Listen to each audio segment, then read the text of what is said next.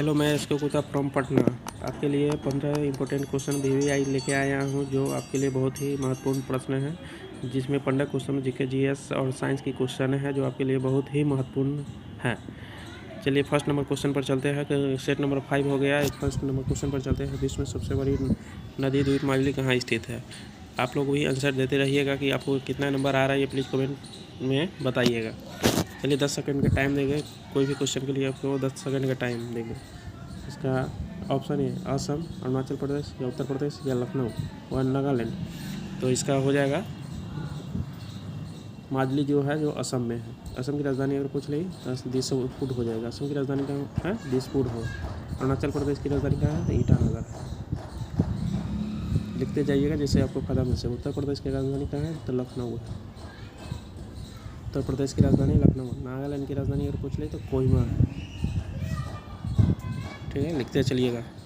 चलिए question number 2 पर लेकर चलते हैं कि दिल्ली किस नदी के किनारे बसा हुआ है? यमुना नदी, गंगा नदी, हुगली नदी, टेम्स नदी। चलिए आप लोग जवाब देते हैं। चलिए इसका दिल्ली जो है यमुना नदी के किनारे बसा हुआ है। गंगा नदी पटना और बनारस में बहती है। पटना के किनारे गंगा नदी है। हुगली नदी है जो बंगाल में, पश्चिम बंगाल में। हुगली नदी कहाँ है? बंगाल में। और टेम्स नदी लंदन में। ठीक है, चलिए 3 नंबर क्वेश्चन पर थल सेना दिवस कब मनाया जाता है? 3 नंबर क्वेश्चन में थल सेना दिवस कब मनाया जाता है? तो 15 जनवरी, 4 दिसंबर, 8 अक्टूबर, 20 अक्टूबर। आप लोग आंसर दीजिए। इसका आंसर हो जाएगा 15 जनवरी। थल सेना दिवस 15 जनवरी। 4 दिसंबर को नौसेना दिवस मनाया जाता है। 4 दिसंबर को नौसेना दिवस मनाया जाता है। 8 अक्टूबर को वायुसेना दिवस मनाया जाता है। 8 अक्टूबर को वायुसेना दिवस मनाया जाता है। और 2 अक्टूबर को गांधी जयंती मनाया जाता है। 2 अक्टूबर को गांधी जयंती मनाया जाता है। ठीक है, लिखते चलिए जिससे आपको फ़ायदा मिल सके। क्वेश्चन नंबर 4 पर चलते हैं कि निमोनिया रोग से प्रभावित होने वाला एवं कौन से है? तो फेफड़ा, यकृत, आंत या आँख। आप लोग इसका आंसर दीजिए। तो निमोनिया रोग जो है फेफड़ा को प्रभावित करती है। किसको प्रभावित करती है? फेफड़ा को। यकृत हेपेटाइटिस के कारण यकृत खराब होता है। आँत होता है जो टाइफाइड के कारण आँत खराब होता है। किसके कारण? टाइफाइड के कारण आँत। और आँख कहेगा तो ट्रेकोमा के कारण होता है। किसके कारण? ट्रेकोमा के कारण होता है। ठीक है, 5वां नंबर क्वेश्चन पर चलते हैं। इमली में कौन सा अम्ल पाया जाता है? इमली में ऑप्शन ए लैक्टिक अम्ल, फॉर्मिक अम्ल, साइट्रिक अम्ल, टाइटेरिक अम्ल। तो आप लोग आंसर दीजिए इसका। तो इमली में टाइटेरिक अम्ल पाया जाता है। कौन सा अम्ल पाया जाता है? टाइटेरिक। लैक्टिक अम्ल दूध में पाया जाता है। लैक्टिक अम्ल किसमें पाया जाता है? दूध में। फॉर्मिक अम्ल हो जाता है चींटी के डंक में पाया जाता है। चींटी के डंक में पाया जाता है। साइट्रिक अम्ल हो जाता है खट्टे फलों में हो जाता है। साइट्रिक अम्ल खट्टे फल में होता है। ठीक है, लिखते चलिएगा। 6वां नंबर क्वेश्चन है, अमर्त्य सेन को नोबेल पुरस्कार कब मिला था? कब मिला था और किस क्षेत्र में मिला था? अमर्त्य सेन को अर्थशास्त्र के क्षेत्र में 1998 में मिला था। कब मिला था? 1998 अर्थशास्त्र में। साहित्य में रविंद्रनाथ टैगोर को मिला था। रविंद्रनाथ टैगोर को मिला था। 1913 में मिला था। और चिकित्सा के क्षेत्र में हरगोविंद खुराना को मिला था। चिकित्सा के क्षेत्र में हरगोविंद खुराना को मिला था। 1968 में मिला था। 68 में मिला था। और शांति के क्षेत्र में 1979 में मदर टेरेसा को मिला था। किसको मिला था? मदर टेरेसा को मिला था। और 2014 में मलाला यूसुफ़ज़ई को मिला था। शांति के क्षेत्र में मलाला यूसुफ़ज़ई। ठीक है, आप लोग लिखते चलिएगा। 7वां नंबर क्वेश्चन है, इतिहास के जनक किसे कहा जाता है? इतिहास के जनक हिप्पाक्रेटस, हेरोडोटस, अरस्तु, लेवेजियर। आप लोग आंसर देते जाइए। ठीक है, तो इसका आंसर इतिहास के पिता हेरोडोटस को कहा जाता है। इतिहास के पिता हेरोडोटस को कहा जाता है। डोटस को कहा जाता है। ये भूगोल का भी हिप्पाक्रेटस है, वो भूगोल का पिता। किसका पिता है? भूगोल का पिता है। भूगोल का पिता है। और अरस्तु जीव विज्ञान का पिता है। अरस्तु किसका पिता है? तो जीव विज्ञान का पिता है। और लेवेजियर के बारे में रसायन शास्त्र का हो जाएगा। लेवेजियर रसायन शास्त्र का पिता है। ठीक है, क्वेश्चन नंबर 8 पर चलते हैं संचालन समिति के अध्यक्ष कौन थे? क्वेश्चन नंबर 8, संचालन समिति के अध्यक्ष कौन थे? ए राजेंद्र प्रसाद, बी जे.बी. कृपलानी, सी भीमराव अम्बेडकर या डी महात्मा गांधी। आप लोग आंसर दीजिए।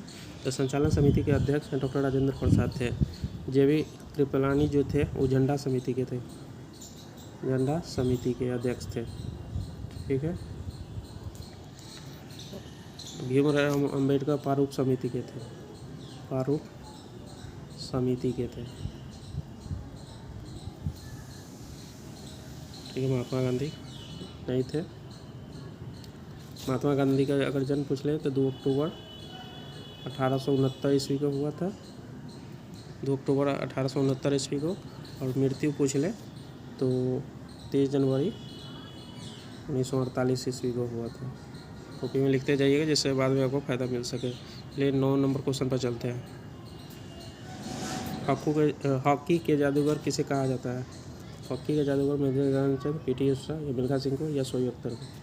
इसका आंसर आप लोग देते जाइए। हॉकी का जादूगर किसे कहते हैं? इसका आंसर हो जाएगा मेजर ध्यानचंद। इसका आंसर हो जाएगा मेजर ध्यानचंद हो जाएगा। पी.टी. उषा को क्या कहते हैं? तो उड़न पड़ी कहते हैं। पी.टी. उषा को उड़न पड़ी कहते हैं। मिल्खा सिंह को क्या कहते हैं? इसको फ्लाइंग सिख कहते हैं, फ्लाइंग सिख। मिल्खा सिंह को फ्लाइंग सिख के नाम से जानते हैं। और शोएब अख्तर को रावलपिंडी एक्सप्रेस कहते हैं, जो रावलपिंडी एक्सप्रेस। शोएब अख्तर पाकिस्तान के हैं। क्वेश्चन नंबर 10 पर लेकर चलते हैं।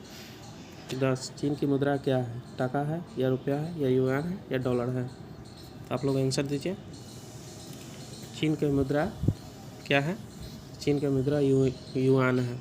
टाका किसका है? तो बांग्लादेश की टाका, बांग्लादेश का मुद्रा टाका है। बांग्लादेश की राजधानी ढाका है, ढाका है। ठीक है। रुपया भारत का है, रुपया भारत का है, पाकिस्तान का है। ठीक है। युआन तो चीन के हो गया, डॉलर हो गया यहाँ का हो गया, ऑस्ट्रेलिया का डॉलर हो गया, ऑस्ट्रेलिया का डॉलर हो गया। अगर ऑस्ट्रेलिया की राजधानी पूछ दे तो ऑस्ट्रेलिया की राजधानी कैनबरा है। ऑस्ट्रेलिया की राजधानी पूछ दे तो ऑस्ट्रेलिया की राजधानी कैनबरा है। चलिए क्वेश्चन नंबर 11 पर लेकर चलते हैं। राष्ट्रीय कृषि तथा ग्रामीण विकास बैंक की स्थापना कब हुई? जिसको नबार्ड भी कहते हैं, इसको क्या कहते हैं? नबार्ड भी कहते हैं। नबार्ड की स्थापना 1982 ईस्वी में हुई। Question number 1, 1982। 1956 में पूछ ले, 1956 के पूछ लेते हैं। 1956 में LIC की स्थापना हुई थी। ठीक है। 1964 IDBI की स्थापना हुई, IDBI की स्थापना हुई। 1965 पूछ ले, 1965 तो FCI की स्थापना हुई। ठीक है। कॉपी में लिखते जाइए जिससे आपको फ़ायदा मिल सके। क्वेश्चन नंबर 12, 15 kg के हथौड़े का जब 10 मीटर की ऊंचाई तक उठाया जाता है तो इसके द्वारा स्थिर ऊर्जा ज्ञात कीजिए। स्थिर ऊर्जा बराबर होता है mgh होता है। m द्रव्यमान हो गया 15 हो गया, g हो गया 10 और h ऊंचाई का निकालने के लिए तो इसका हो जाएगा 150 मीटर हो जाएगा, 150 मीटर हो जाएगा। 13 नंबर क्वेश्चन पर जाते हैं। ध्वनि प्रदूषण के कैसे मापा जाता है? डेसिबल में या जूल में या एम्पियर में या ओम में? आप लोग आंसर देते जाइएगा, आंसर देते जाइएगा। तो ध्वनि प्रदूषण कैसे मापा जाता है? तो इसका आंसर सही डेसिबल में हो जाएगा। इसका सही आंसर डेसिबल में। और जूल किसका है? तो कार और ऊर्जा का जूल होता है। विद्युत धारा का एम्पियर होता है, विद्युत धारा का एम्पियर होता है, एम्पियर। ठीक है। विद्युत धारा किसका होता है?